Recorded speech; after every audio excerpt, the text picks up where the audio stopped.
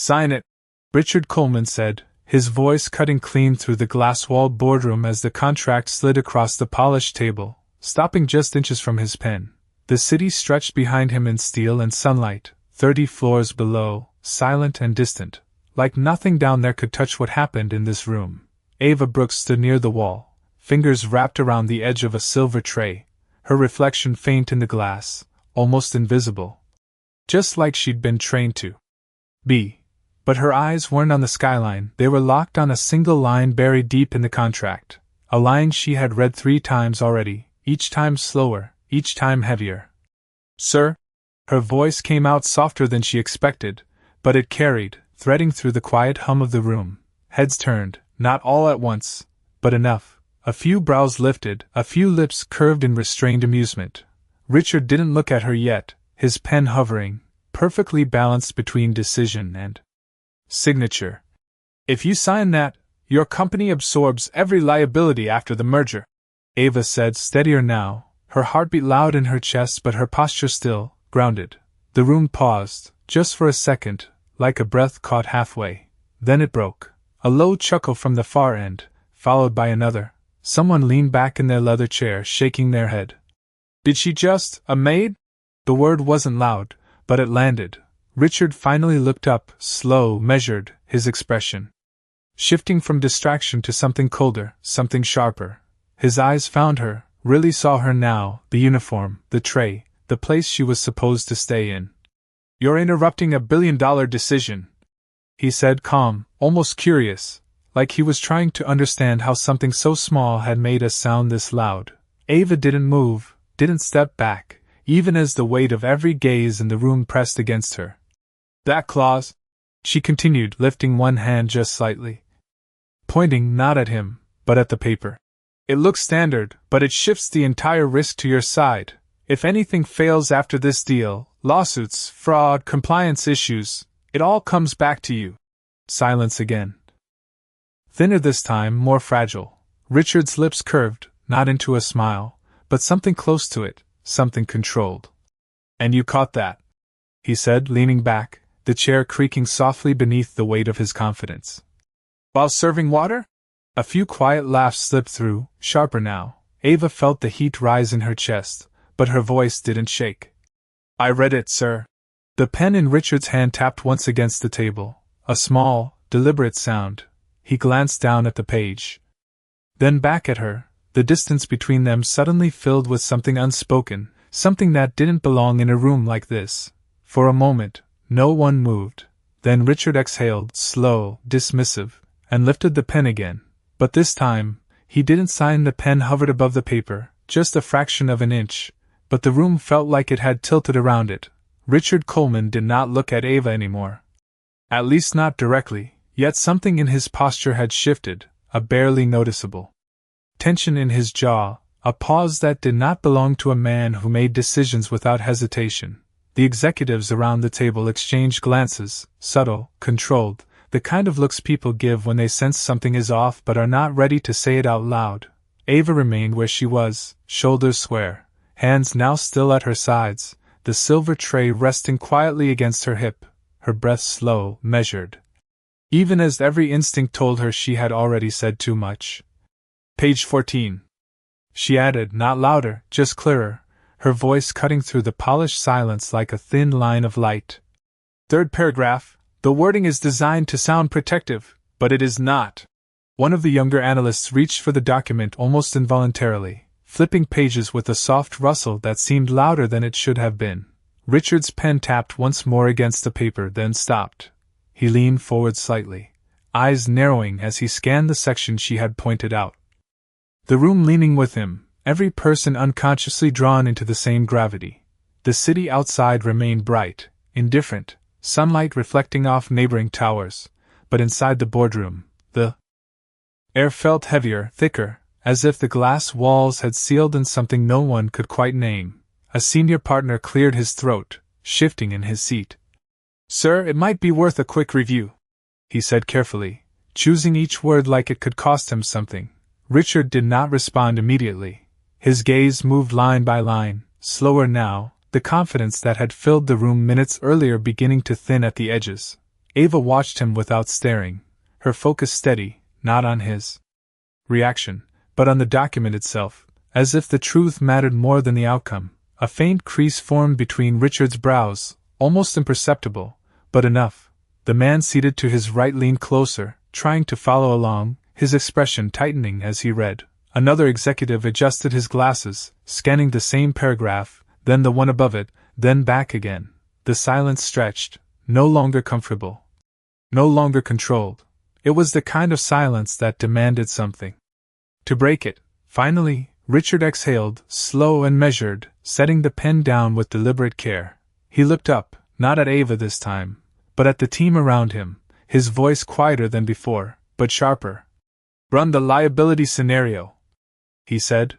No one laughed now. Screens lit up, fingers moved quickly across keyboards, the soft tapping filling the space where confidence used to be. Ava did not move, did not speak again, she simply stood there, grounded, as the numbers began to shift on the screens, projections recalculating in real time. One of the analysts froze mid-typing, his eyes widening just slightly before he looked toward Richard, unsure whether to speak.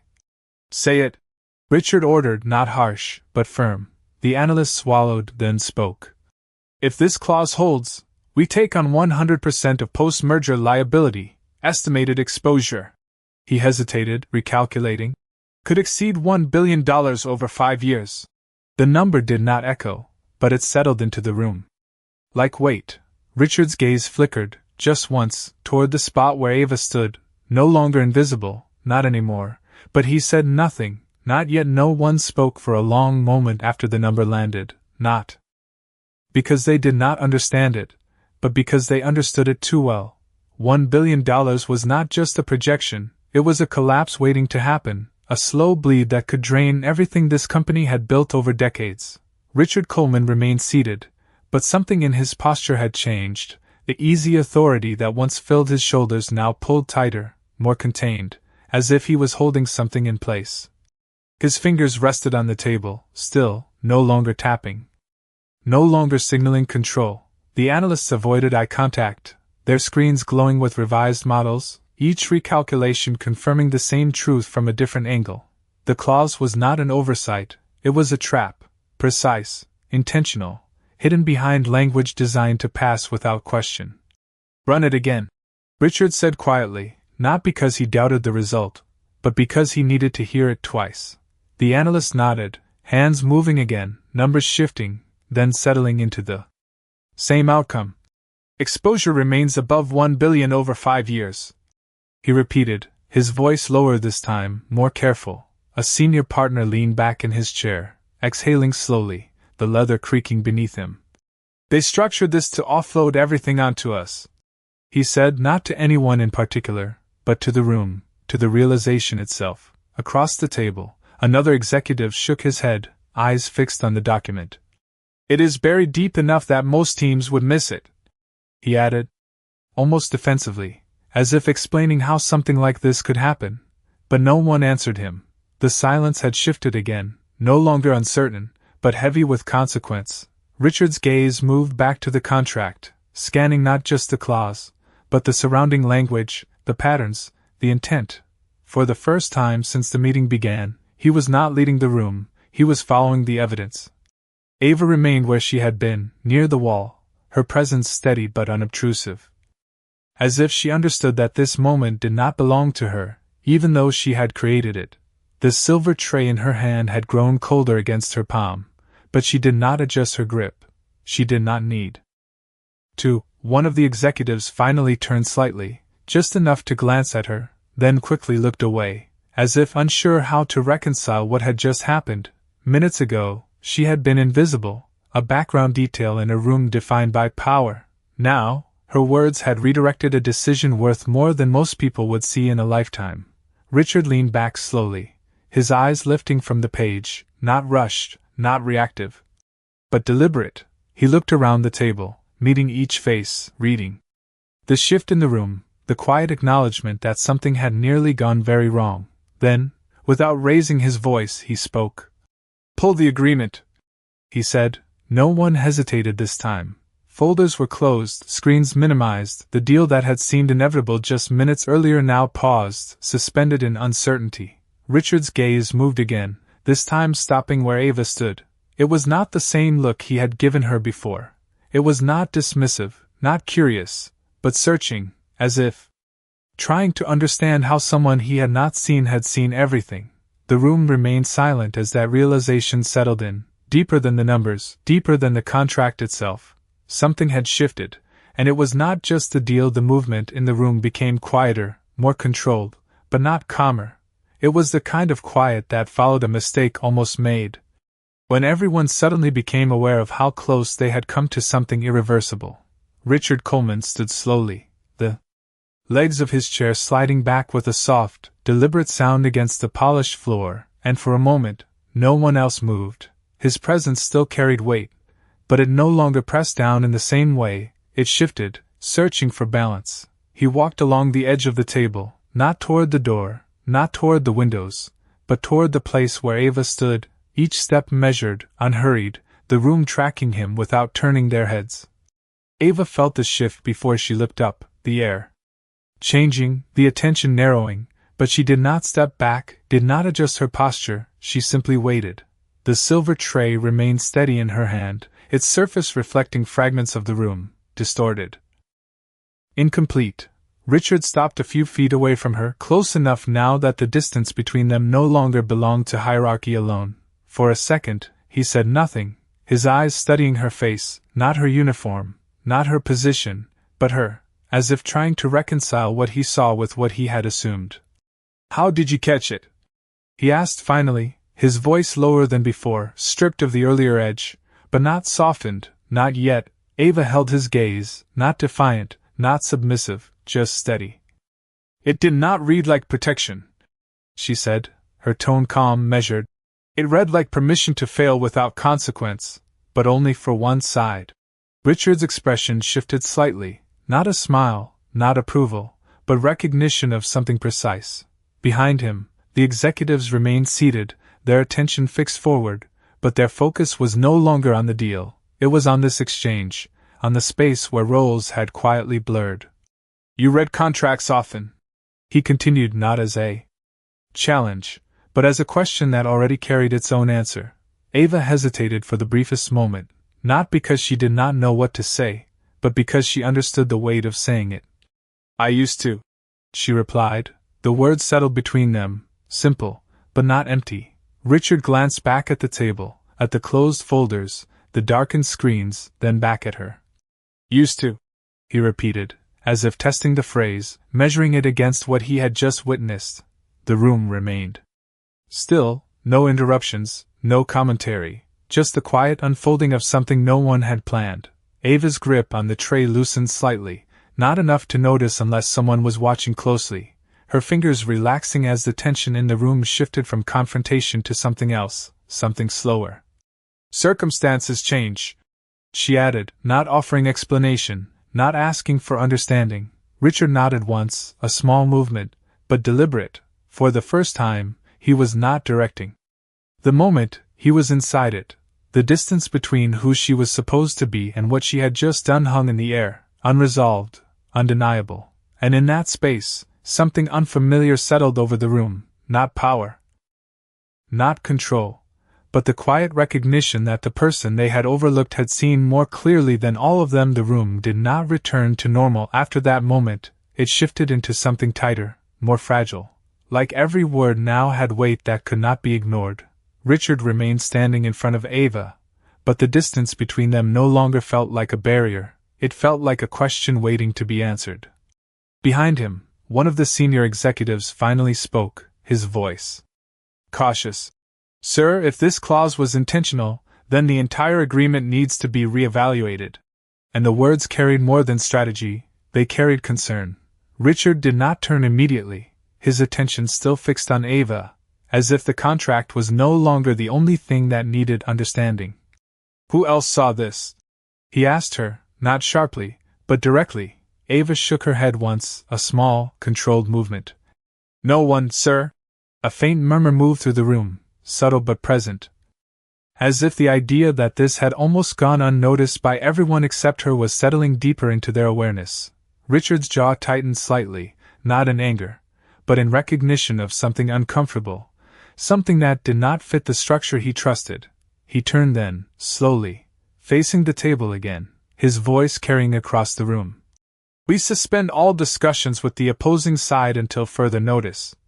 And this time there was no hesitation, no doubt, only compliance. Laptops were closed, notes gathered, but no one rushed, no one broke the rhythm of the moment, because something larger than the deal had just taken place. Ava shifted her weight slightly, the first visible movement she had made in minutes, her fingers adjusting on the tray, grounding herself as the attention in the room lingered longer than she expected. She was not used to being seen, not like this. Not in a space where every glance meant something. One of the analysts looked at her again, this time. Not with dismissal, but with something closer to respect, though he quickly returned his eyes to the table as if unsure how to hold that feeling. Richard walked back toward his chair but did not sit immediately, his hand resting on the back of it as he looked down at the contract one more time, as if confirming that the threat it held was real, that the mistake had been as close as it felt. You said you used to read contracts, he said without looking up, his voice quieter now, more inward. Ava hesitated again, not out of fear, but because the question carried more than curiosity, it carried consequence. Yes, sir, she answered. The room remained still, waiting without appearing to wait. Richard lifted his gaze, meeting hers across the space, and for the first time there was no trace of dismissal left in it, only focus. Why did you stop? He asked. The question did not sound like an interrogation, it sounded like something else, something closer to understanding. Ava held that gaze steady, grounded, her voice calm when she spoke. Because I had to work. The simplicity of the answer did not reduce its weight, it increased it. A quiet settled over the room again, deeper this time, not driven by numbers or contracts, but by something more human, something that did not fit neatly into roles or titles. Richard exhaled slowly, the sound barely audible, but it carried through the silence. The deal had been stopped, the risk had been uncovered, but the moment was not over, not yet, because now the room was no longer just about what had almost been lost. It was about what had been overlooked all along. The room slowly exhaled, not in relief, but in something quieter, heavier, as if everyone present was adjusting to a reality that had shifted without warning. The sunlight that poured through the glass walls had softened, casting long reflections across the polished table, stretching shadows that no longer felt sharp, but distant, like the intensity of the moment had passed and left something more thoughtful behind. Richard finally sat down, but not in the same way he had before, not with authority pressing outward, but with a stillness that held inward, his hands resting flat against the table as he stared at the contract without turning a page. No one spoke, not because they were waiting for instruction, but because the room itself had become the pause. Ava remained near the wall, her shoulders easing just slightly, the tension no longer gripping her the same way, though she did not relax completely. She never did, not in places like this. The silver tray in her hand caught a line of sunlight, reflecting it upward in a thin, wavering beam that moved gently as her breathing settled into a slower rhythm. One of the executives quietly gathered his papers, not to leave, but to create space. As if clearing the table might also clear the weight that lingered in the air. Across from him, another man removed his glasses and rubbed the bridge of his nose, staring down at nothing in particular, lost in the realization of how close they had come to signing something irreversible. Richard's gaze shifted again, this time not toward Ava directly, but toward the space where she stood, as if acknowledging her presence without demanding it. His voice, when it came, was low, almost reflective. We build systems to catch risks like this, he said, more to himself than to anyone else. And still, we missed it. No one rushed to respond, because there was nothing to correct in that statement. Ava's eyes lowered briefly, not out of submission, but out of habit, a lifetime of knowing when to step back from attention, even when it found her. The hum of the building returned, faint and distant, the quiet mechanical rhythm of air moving through vents, the subtle creak of glass adjusting to temperature. Small sounds that reminded everyone that the world outside had not paused with them. Richard leaned back slightly, his chair settling beneath him, his expression no longer sharp, but thoughtful, as if the problem in front of him was no longer just the contract, but the gap that had allowed it to exist unnoticed. He turned his head just enough to look at Ava again, not searching this time, not questioning, just seeing. She met his gaze for a brief moment, then looked away, her posture unchanged, her presence steady, as if nothing about her had shifted even though everything around her had. The room held that silence a little longer, not uncomfortable, not tense, but full, like something important had been said without words, and in that quiet, the weight of what had almost happened settled into something else, something that could not be undone, but could still be understood. The silence did not break all at once, it shifted, like a current changing direction beneath still water, subtle but undeniable. Richard leaned forward again, not toward the contract this time, but toward the realization forming in his mind. His fingers interlocking slowly on the table as if anchoring a thought that refused to stay simple. It was not just hidden, he said, quietly, his voice carrying across the room without force. It was designed to be overlooked by people who think they have already seen everything. The words settled deeper than the numbers had, because they pointed to something more unsettling than a bad deal. They pointed to blind spots. One of the senior executives nodded slowly, his expression tight. They counted on routine, he added. On speed, on confidence. Richard did not respond immediately, but his gaze moved once more to Ava, and this time there was no distance left in it, no hierarchy shaping the way he looked at her, only a clear recognition of what she had done. You said it did not read like protection, he repeated, his tone more focused now. What exactly gave it away? Ava shifted her weight slightly, not retreating, but grounding herself, her voice calm when she answered. The language was too clean, too certain, it removed risk from one side completely, and that never happens without a cost somewhere else. A few heads turned again, not in disbelief this time, but in quiet agreement, the kind that comes when something obvious is finally spoken out loud. Richard nodded once, slow, deliberate, absorbing the explanation not as a challenge, but as a correction. Behind him, one of the analysts reopened his laptop, pulling up the clause again, this time not scanning for confirmation, but studying it with new eyes. The kind that look for intention instead of surface. We were reading for efficiency, the analyst murmured, almost to himself. She was reading for consequence. The distinction hung in the air, simple but precise. Richard stood again, not abruptly, but with purpose, the motion drawing the room's attention back to him, not as authority, but as direction. Contact legal, he said, his voice steady. We are not just revising this agreement, we are dissecting every line they sent us. There was movement now, controlled, purposeful, the team responding not out of routine, but out of awareness. But even as the room shifted back into motion, something remained centered around Ava, an invisible axis the moment kept returning to. Richard stepped closer again, not as a test, not as a challenge, but as acknowledgement, and for a brief second either of them spoke. The glass walls reflected both of them side by side, two figures who should not have shared the same space, now bound by a single truth that had changed everything. You saw what all of us missed, Richard said finally, his voice quieter than before, but clearer. Not because you had more access, but because you were paying attention in a way we were not. Ava met his gaze, her expression steady, not proud, not defensive. Just present. I was just doing what I know how to do, she replied. The simplicity of her answer did not reduce its impact, it deepened it. Richard held that moment a fraction longer, then nodded, not as a dismissal, but as acceptance of her words, of the shift, of the fact that the room was no longer the same, and as the team moved around them, recalculating, rethinking, rebuilding the deal from the ground up, one thing remained certain, the mistake had been avoided. But the real change had only just begun. The movement in the room continued, but it no longer felt like routine, it felt deliberate, every keystroke, every quiet exchange shaped by the weight of what had just been uncovered. Richard stood still for a moment longer, watching his team adjust, not with the detached confidence he once carried, but with a sharper awareness of how easily control could become assumption. Then he turned back to Ava, closing the distance fully this time, not as a superior addressing a subordinate, but as someone stepping into a moment that required something different.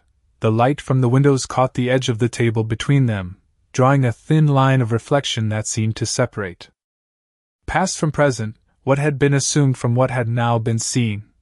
"Ava," he said, using her name for the first time, and the room felt it, subtle but unmistakable, the shift from role to recognition. She straightened slightly, not out of tension, but out of instinct, meeting his gaze with the same quiet steadiness she had held from the beginning. Richard paused, not searching for words, but choosing them carefully, his voice lower than before, carrying something unfamiliar. "I misjudged you." The admission did not echo, but it settled into the space between them, clear and unprotected. A few of the executives glanced up, not startled, but attentive, understanding that this moment mattered as much as the decision they had just reversed. Ava did not respond immediately, not because she did not hear him, but because she did not rush to fill silence the way others did. Her hands remained steady at her sides, the silver tray now resting lightly against the table beside her, forgotten. Richard continued, not looking away. "Not because of what you said, but because of where I assumed it could not come from." The honesty in his voice carried more weight than any formal apology could. Ava held his gaze for a second longer, then spoke, her tone calm, unchanged. "People see what they expect to see, sir." The words were simple, but they did not accuse, they did not defend, they simply existed, and that made them harder to ignore. Richard nodded once, slowly, absorbing the truth in them without resistance. Behind him, the room had quieted again, not because work had stopped, but because attention had shifted, drawn into this exchange that no longer felt like part of a meeting, but something more human. "You stepped into a room where you were not invited," Richard said, not as criticism, but as fact. "And you spoke when it would have been easier to stay silent." Ava's expression did not change, but her voice carried a quiet firmness when she answered. "It would have been easier, but it would have been wrong." The statement hung in the air, steady, undeniable. Richard exhaled softly, a small release of something held too tightly, then glanced briefly at the contract before looking back at her.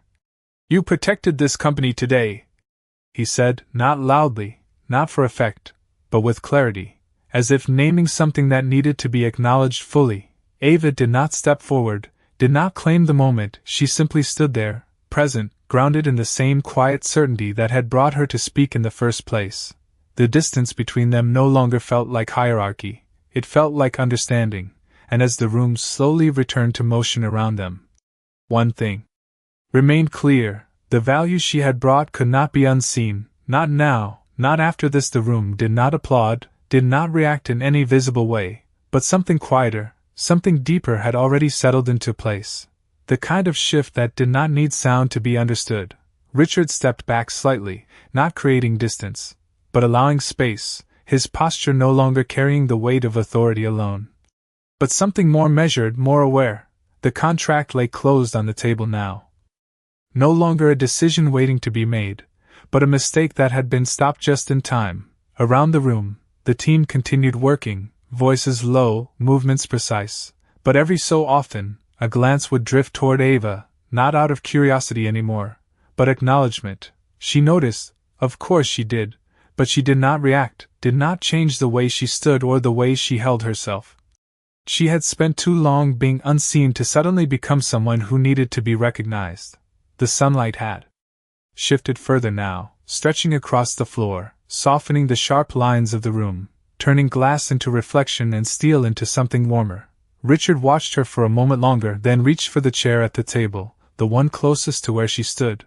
His hand rested on its back, fingers curling slightly as if the gesture itself required more thought than it should have.